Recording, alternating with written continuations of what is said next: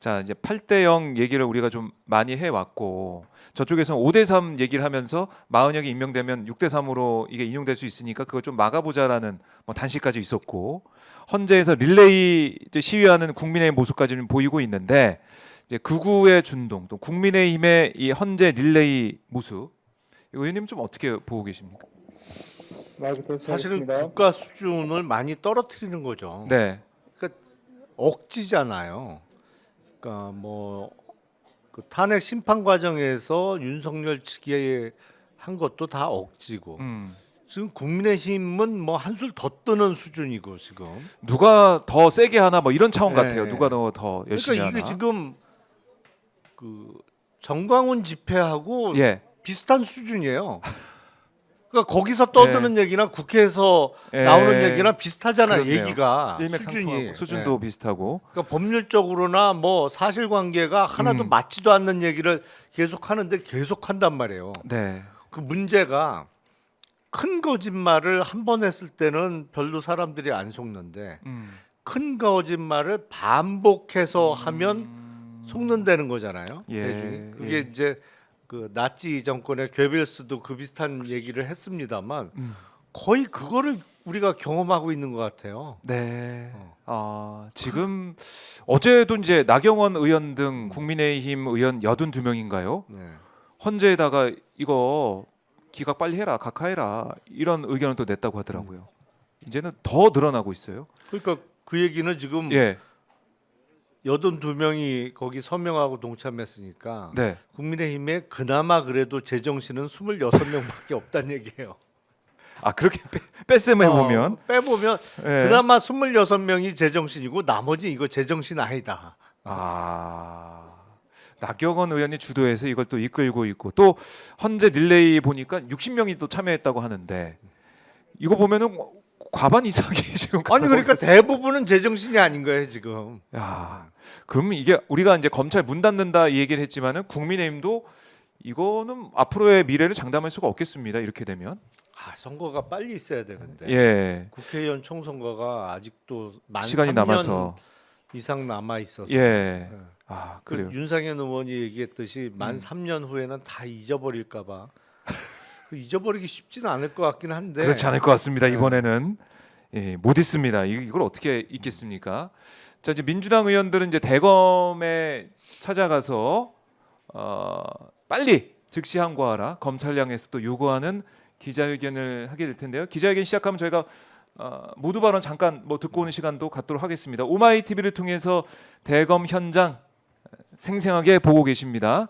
오마이 TV 아직 구독 안 하신 분들 구독, 좋아요를 눌러주셔서요. 여기가 현장에서 지킬 수 있게 힘을 주시면 고맙겠습니다. 자, 이 국민의힘의 이런 모습을 보면서 정광훈과 같은 궤를 하고 있다. 그러다 보니까 윤석열도 이제 나오면서 성경을 많이 읽었다고. 그러니까 그건 뭐 그 정광훈 보면 쪽 보수 이른바 극우 개신교계를 향한 그런 거죠. 시그널 그런 보내고 건데 있어요.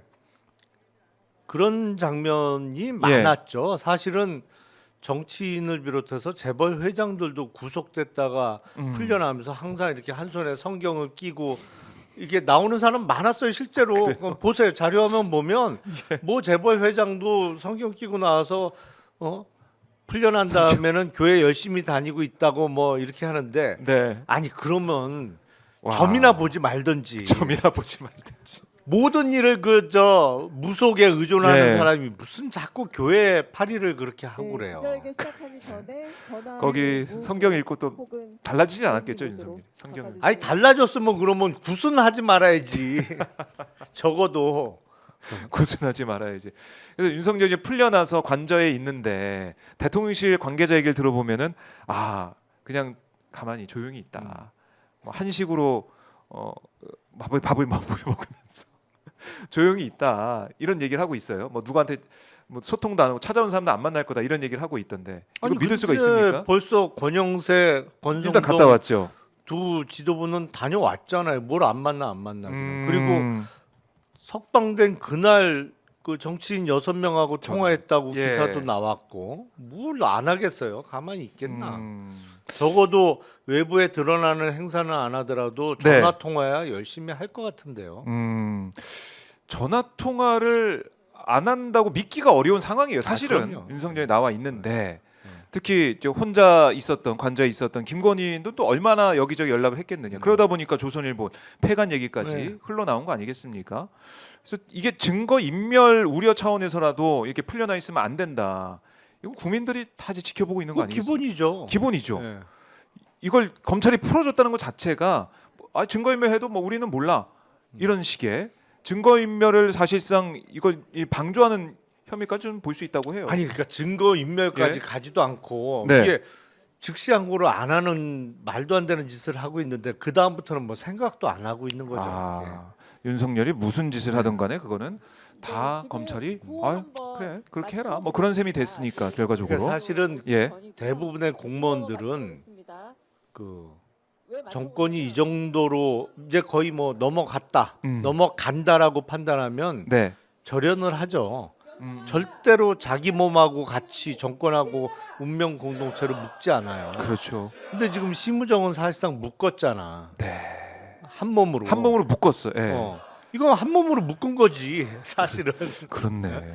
그러니까 묶은 데는 뭐 설명 못할 네. 공개할 수 없는 사유가 있을 거고 그냥 지금 하는 거는 그냥 한 몸이에요 한 몸. 나는 윤석열 김건희하고 운명 공동체야 이 얘기밖에 안 되는 거예요. 그거를 이제 웅변하고 있다 이런 말씀이신데 오늘 검찰 대검의 결정이 어떻게 나올지는 일단은 우리가 뭐 지켜봐야겠지만은 사실 바뀌기는 어렵다라는 게 일단은 김용남 전 의원의 예측이에요.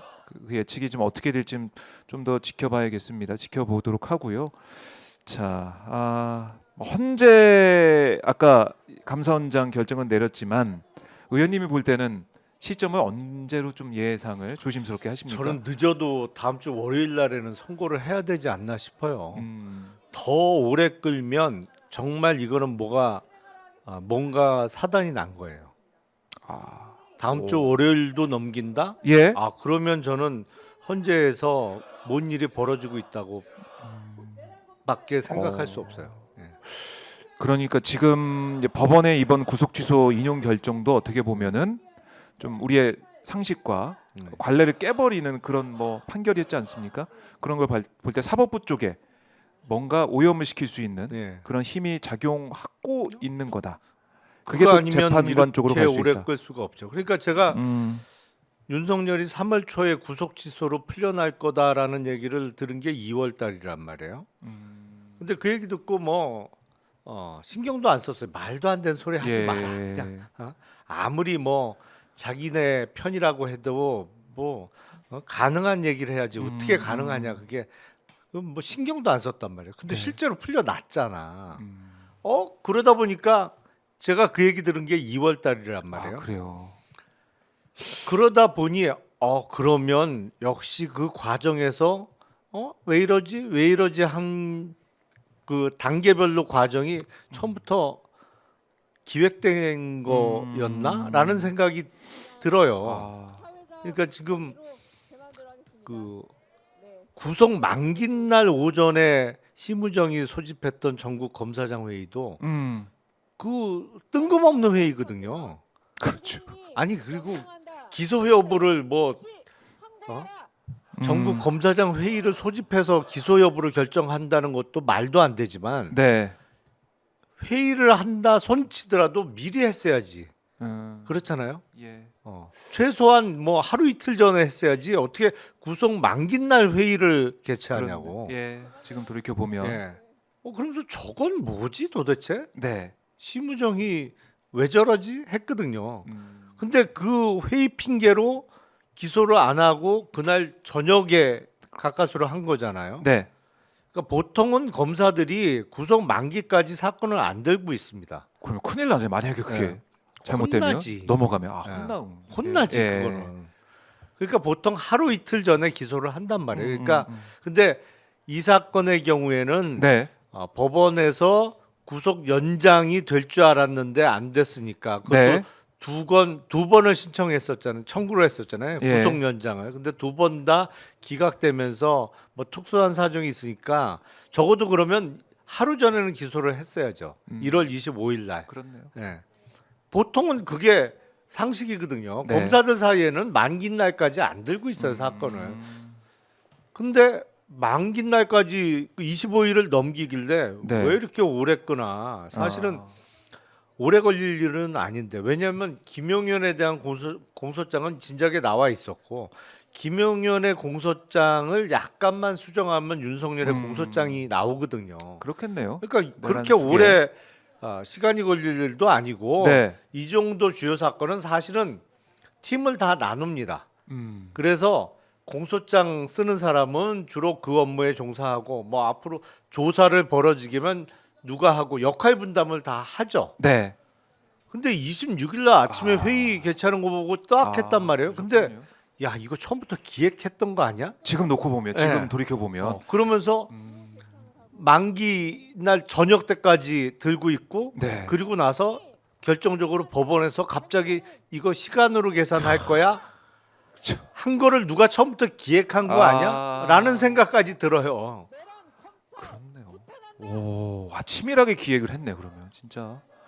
그래서 그 핵심, 그러니까 주요 임무 종사자는 심우정이고 그 뒤에 네. 누가 있느냐. 아니 근데 가장 의문이 그거죠. 심우정이 얼마든지 어프로치가 가능하지.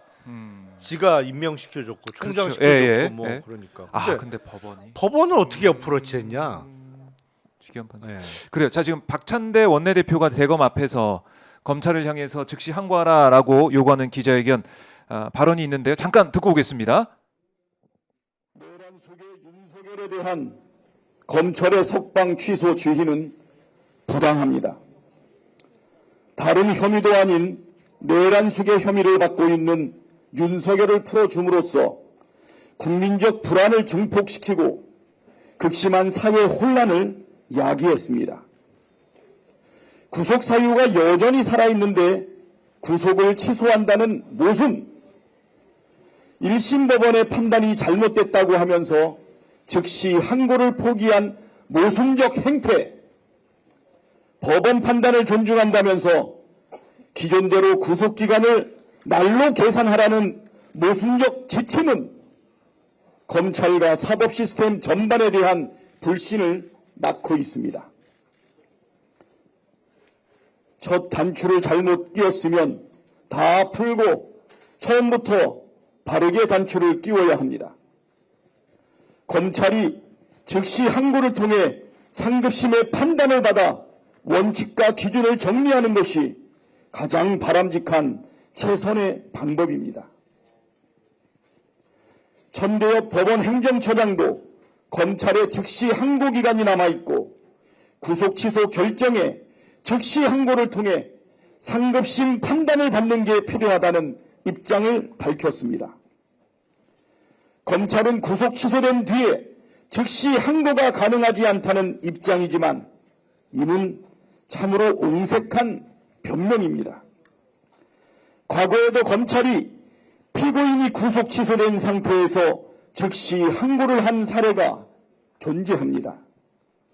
검찰은 2023년 9월 공동 공갈 혐의로 함께 구속된 피고인 2명에 대해 울산지방법원이 구속 취소를 결정하자 2건 모두 즉시 항고했고 이 중 한 건이 인용됐습니다. 윤석열의 사례와 매우 유사합니다.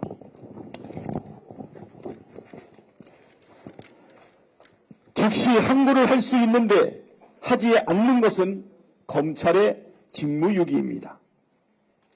검찰이 망설이거나 주저할 이유가 없습니다. 오늘 내일 중에 바로 즉시 항고를 하면 됩니다. 법원 판단이 잘못됐다면 바로잡는 노력을 기울이는 게 당연한 일입니다. 다른 범죄 피고인들에 대해서는 기계적으로 항고하는 검찰이 유독 내란 속의 윤석열에 대해서만 항고를 포기하는 이유를 납득할 국민은 아무도 없습니다. 검찰이 법적 권한을 스스로 포기한다면 검찰이 내란 공범이라는 인식이 강화될 뿐입니다. 사법 시스템에 대한 국민적 불신을 초래한 검찰이 스스로 바로잡을 기회를 포기하지 마십시오. 검찰은 오늘내로 즉시 항고함으로써 잘못 끼운 단추를 제대로 끼우십시오. 네, 한 번 더 구호 외치고 가겠습니다. 전 국민이 명령한다. 검찰은 즉시 항고 실행하라. 네, 다음으로 서영교 내란진상조사단 부단장의 말씀 읽겠습니다. 네, 잠깐 제가 좀 말 좀 수정하겠습니다. 내란 속의 윤석열에 대한 검찰의 구속 취소 지휘는 부당합니다로 수정하겠습니다. 윤석열 석방에 너무 집중하다 보니까 석방 취소 지휘는 부당합니다를 석방 지휘는 부당합니다로 수정하겠습니다. 그러셨군요.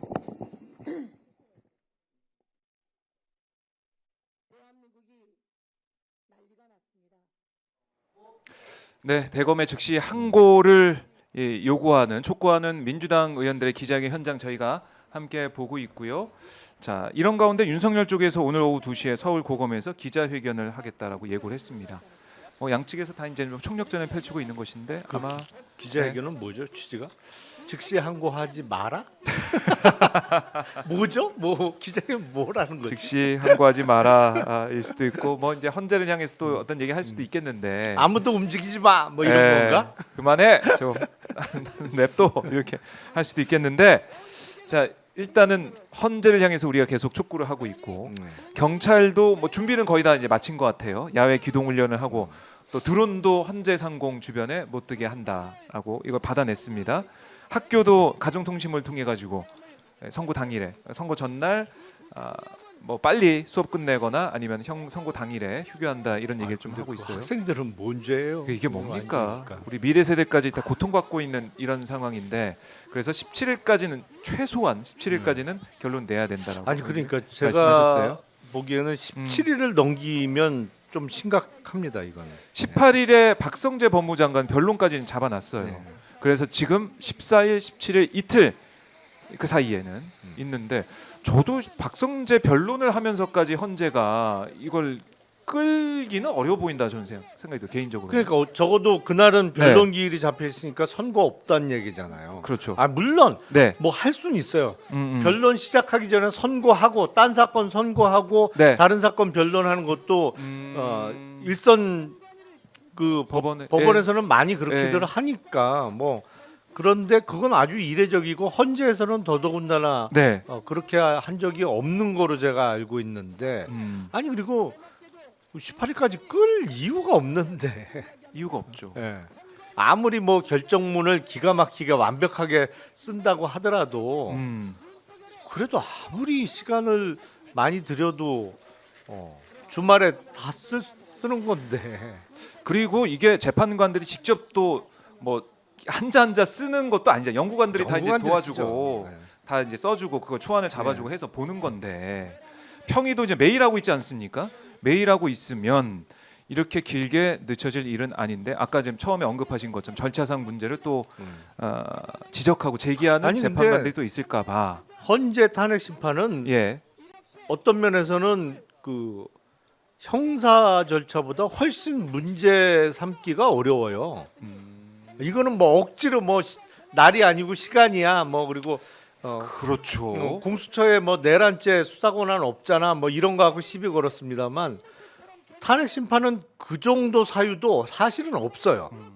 다만 뭐 꼬투리를 잡자면 네. 내란죄라는 단어가 들어있다가 그걸 그 내란 뺀 거. 죄는 빠지고 사실상 내란 행위니까 행위는 있는데. 행위에 대해서는 남아 있는 거니까. 예. 근데 아무리 생각해도 절차상 꼬투리를 잡는다고 해도 그거 외에는 뭐 없는데. 없죠. 아무리 생각해도 네. 없는데 이렇게 끈다. 그래서 저는 개인적으로는 전격적으로 좀 선고한다는 얘기를 하지 않을까 좀 그런 생각을 갖고 있습니다. 개인적으로는. 아니 뭐 그러면 좋죠. 네, 내일 아니 그냥 내일 오늘 제일 오후에라도 하지 오후에라도. 뭐. 그러면 제일 좋죠, 사실은. 그러게요. 사람 그래서 안 모여 있을 때. 극우가 혼자 앞에. 모이기 전에 네. 집결하기 전에 안전을 생각해서 대한민국의 안전, 또 미래 세대의 안전 생각해서 빠르게 결정을 내립니다. 지금도 사실은 이게 1995년도에 연달아서 선고 내린 적이 있다. 사례도 있어. 이건 사례도 있고. 하지만은 이제 최장 기록, 평의 기록을 세울 정도의 사안이냐 이걸 봤을 때는 네. 이미 관례는 다 깨진 거거든요. 그래서 내일 늦어도 내일은 해야 된다. 그 말씀 다시 한번 드려봅니다. 자, 이제 이런 가운데 그럼 만약에 파면이 내려지게 되면은 대선으로 가는 건데 지금 윤석열이 풀려나 있고 헌재가 판단 안 하고 있어서 뭐 조기 대선 분위기가 확 만들어지지 않고 있어요. 근데 의원님이 어느 한 방송에서 그런 말씀하셨더라고요. 조기 대선 시작되고 이러면 윤석열이 또 출마할 수 있다. 이 얘기를 해서 파문을 일으켰습니다. 아 그런가요? 사실은 저는 요새 어떻게 된 거예요?